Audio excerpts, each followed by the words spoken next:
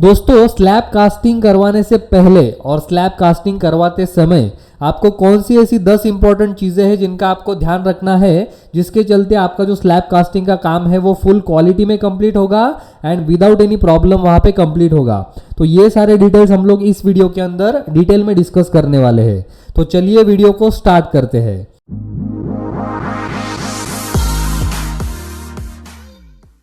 तो सबसे जो पहला पॉइंट है दोस्तों जो जिसका आपको ध्यान रखना है वो ये है कि जैसे ही आपका स्लैब का सेंटरिंग वर्क कंप्लीट होता है तो इमीडिएटली उसके बाद आपको सबसे पहले तो architectural consultant and structural consultant, इन दोनों कंसल्टेंट की आपको वहाँ पे विजिट ज़रूर करवानी है।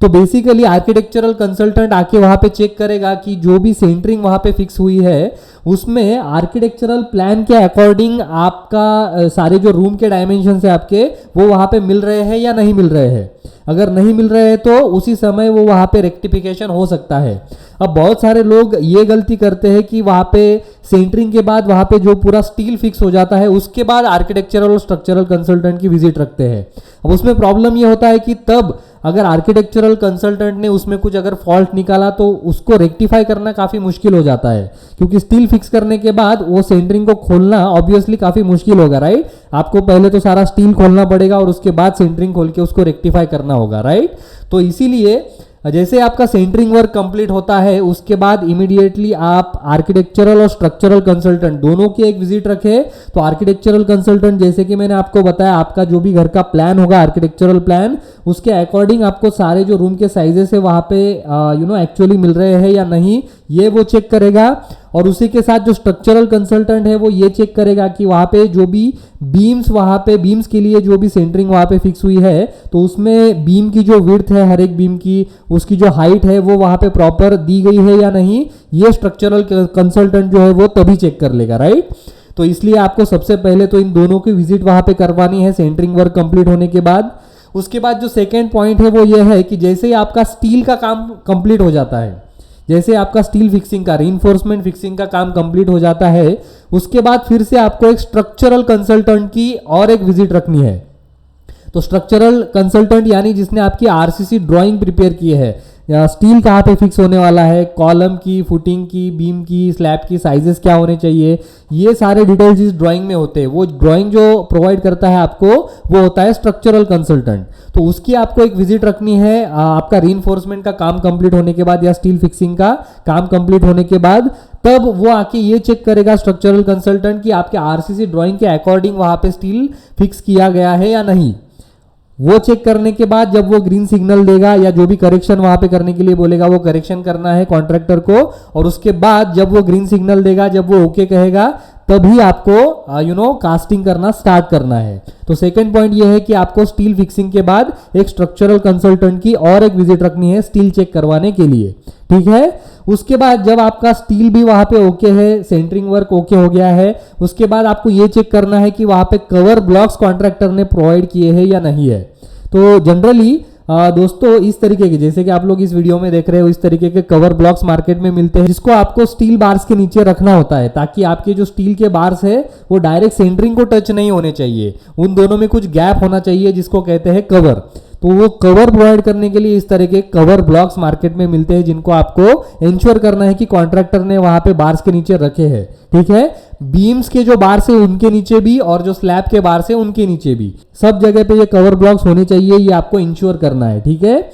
उसके बाद जो नेक्स्ट पॉइंट है, जो फोर्थ पॉइंट है वो ये है, आपको ये भी चेक करना है कि प्रॉपरली वहां पे सेंटरिंग ऑयल कॉन्ट्रैक्टर ने सभी सेंटरिंग प्लेट्स पे लगाया है या नहीं है, ठीक है, ये भी आपको चेक करना है। उसके बाद जो फिफ्थ पॉइंट है वो ये है कि जो भी दो सेंटरिंग प्लेट्स जब वहाँ पे कनेक्ट होते हैं, जब उनको फिक्स किया जाता है तो उनके बीच में जो गैप है उनके ऊपर एक टेप वहाँ पे पेस्ट करना होता है ताकि उस गैप में से कंक्रीटिंग करवाते समय कंक्रीट में जो सीमेंट स्लरी होती है, जो पानी होता है वो उन गैप्स में से नीचे ना गिरे, ठीक है। क्योंकि पानी या जो वाटर है या जो सीमेंट पेस्ट है वो बहुत ही इंपॉर्टेंट इंग्रेडिएंट है उस कंक्रीट में स्ट्रेंथ डेवलप करने के लिए। तो आपको ये भी इंश्योर करना है कि टेप वहां पे पेस्ट किया जा रहा है या नहीं है कॉन्ट्रैक्टर के द्वारा उन सेंटरिंग प्लेट्स में जो गैप है उनके ऊपर। ये हमारा फिफ्थ पॉइंट है। उसके बाद जो सिक्स पॉइंट है वो ये है दोस्तों कि आपको इंश्योर करना है कि जैसे ही बेसिकली आपका स्टील फिक्सिंग का काम कंप्लीट हो जाएगा तो इमीडिएटली उसके बाद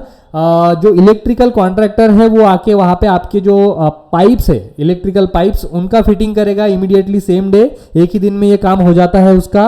कुछ फ्यू आवर्स के अंदर। तो बेसिकली उसके लिए आपको क्या करना है, ओनर को ये इंश्योर करना है कि एक दिन पहले उसके लिए जो पाइप्स वगैरह लगने वाले, जो भी मटेरियल लगने वाला है, वो एक दिन पहले ही आप लाके रखे और कॉन्ट्रैक्टर को टाइम देके रखे कि कल आपका जो स्लैब कास्टिंग होने वाला है उसी दिन सुबह सुबह आप उसको बुला ले, तो विद इन 1 और 2 hours depending on the slab area कितना बड़ा आपका काम है, उसकी मुताबिक उसको 1 से 2 घंटे के बीच में जनरली लगते हैं। बहुत बड़ा अगर काम है तो उससे ज़्यादा भी लग सकते हैं। तो उसको आपको सुबह सुबह बुला लेना है इलेक्ट्रिकल कॉन्ट्रैक्टर को। तो वो सेम डे जिस दिन आपका स्लैब कास्टिंग होने वाला है उसी दिन सुबह वो सारे आपके पाइप्स वगैरह फिट करके देगा। तो आपको इंश्योर करना है कि सारा जो मटेरियल है आप एक दिन पहले ही वहाँ पे ला के रखें इलेक्ट्रिकल पाइप्स का फिटिंग के लिए, ठीक है। तो ये हो गया हमारा 6th पॉइंट। उसके बाद जो 7th पॉइंट है वो ये है दोस्तों कि आपको इंश्योर करना है कि कॉन्ट्रैक्टर ने वहाँ पे वाइब्रेटर वहाँ पे लाके रखा है या नहीं है स्लैब कॉन्क्रीटिंग के दिन। एक दिन पहले आपको उनको बताना है कि हमें वाइब्रेटर ज़रूर यूज करना है, उसके विदाउट स्लैब कॉन्क्रीटिंग नहीं होगा। तो वाइब्रेटर वहाँ पे ज़रूर अरेंज करवाने के लिए लगाना है और उस इंश्योर करना है आपको कि सेकंड डे जब स्लैब कास्टिंग है उस दिन वहाँ पे वो वाइब्रेटर अवेलेबल है या नहीं है, और उसके लिए इलेक्ट्रिसिटी भी वहाँ पे अवेलेबल होनी चाहिए, इसको भी आपको इंश्योर करना है, ठीक है। तो ये हो गया हमारा 7th पॉइंट। उसके बाद जो हमारा 8th पॉइंट है वो ये है दोस्तों कि आपको इंश्योर करना है कि सारा जो मटेरियल लगने वाला है स्लैब कास्टिंग के लिए, तो मटेरियल जैसे कि सीमेंट, रेत, एग्रीगेट्स, ये सारा मटेरियल आपको प्रॉपरली रिक्वायर्ड क्वांटिटी में वहाँ अवेलेबल करवाना है एक दिन पहले ही। उसके बाद जो 9th पॉइंट है वो ये है दोस्तों कि आपको हमेशा स्लैब कॉन्क्रीटिंग के टाइम पे वहाँ पे वाटर टैंकर बुलाना है। अगर आपके साइड पे वहाँ पे बोर वगैरह है तो उस पर आपको डिपेंड नहीं रहना है, क्योंकि बोर में से पानी निकालने के लिए आपको मोटर की ज़रूरत पड़ेगी, राइट। और मोटर चलाने के लिए ऑब्वियसली आपको इलेक्ट्रिसिटी की ज़रूरत पड़ती है। तो अब स्लैब कॉन्क्रीटिंग के टाइम इलेक्ट्रिसिटी पे डिपेंड रहना काफ़ी डेंजरस हो सकता है, क्योंकि अगर टाइम पे अगर इलेक्ट्रिसिटी वहाँ पे अवेलेबल नहीं हुई तो फिर ऑब्वियसली आपको स्लैब कॉन्क्रीटिंग स्टार्ट करने, या फिर अगर आपका स्लैब कॉन्क्रीटिंग चल रहा है और उसी समय अगर इलेक्ट्रिसिटी जाती है तो फिर उस समय आपको काफ़ी बड़े प्रॉब्लम्स को फेस करना पड़ता है, राइट। तो इसीलिए कभी भी स्लैब कॉन्क्रीटिंग के टाइम पे इलेक्ट्रिसिटी पे डिपेंड ना रहे, सीधा सीधा वाटर टैंकर आपको बुला के लेना है और उसका पानी यूज करना है स्लैब कॉन्क्रीटिंग के लिए, ठीक है, कॉन्क्रीट बनाने के लिए बेसिकली। ये हो गया हमारा 9th पॉइंट। अब इसके बाद जो 10th पॉइंट है वो ये है कि आपको स्लैब कॉन्क्रीटिंग का काम जब चल रहा होगा